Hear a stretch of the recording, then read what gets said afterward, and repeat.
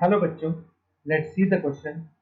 Incorrect statement among the following is number one, delta naught less than p, the fourth electron enters 1 inch of Eg orbital giving the configuration T to the 3 Eg1. If delta naught greater than p, the fourth electron enters 1 of T2G orbital giving the configuration T to the 4 Eg0. If delta naught greater than p, then electronic configuration of metal ion T6 will be represented as T2G4Eg2 and 4 all of the above.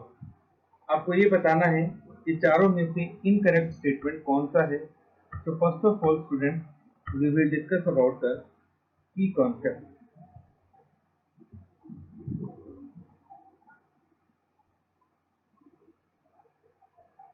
And the key concept is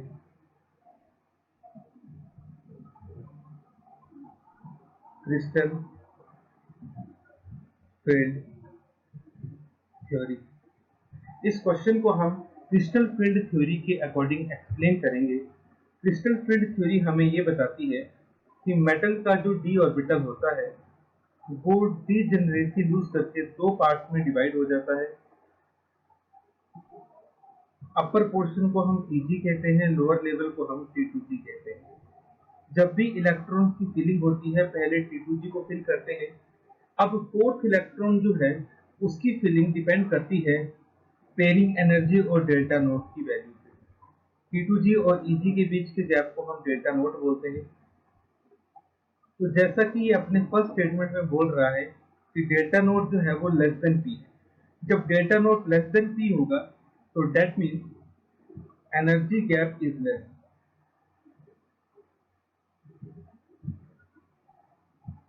और जब energy gap less होता है electron jump in Eg. और अगर electron Eg में jump कर गया तो कॉन्फ़िगरेशन बनेगी T2G3 Eg1. और पहले ऑप्शन में आपको यही कॉन्फ़िगरेशन दी गई है तो इसका मतलब ये करेक्ट है. दूसरा, अगर डेल्टा नोट ग्रेटर हुआ तो बनेगी T2G4, तो वो भी आई थिंक करेक्ट है क्योंकि जब आपके पास डेल्टा नोट की वैल्यू ग्रेटर देन P होगी that means energy gap is high. अगर एनर्जी गैप हाई होगा electron will pair in T2G क्योंकि वो Eg में जंप नहीं कर पाएगा. तो कॉन्फ़िगरेशन क्या बनेगी स्टूडेंट? T2G4 Eg0. तो जो आपका सेकंड स्टेटमेंट इसमें दे रखा है वो भी करेक्ट है. अब थर्ड स्टेटमेंट में ये बोल रहा है कि अगर delta naught greater than P हुआ तो इलेक्ट्रॉनिक कॉन्फ़िगरेशन D6 की बनेगी T2G4 Eg2. अब स्टूडेंट्स ये स्टेटमेंट इनकरेक्ट है क्योंकि मैंने ऊपर ही लिखा है कि अगर delta naught greater than P है तो एनर्जी गैप हाई होगा और इलेक्ट्रॉन पेयर हो जाएंगे.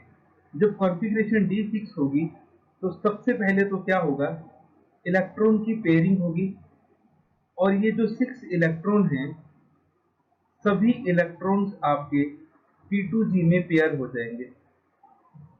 तो कॉन्फ़िगरेशन बनेगी स्टूडेंट्स T2G6 Eg0.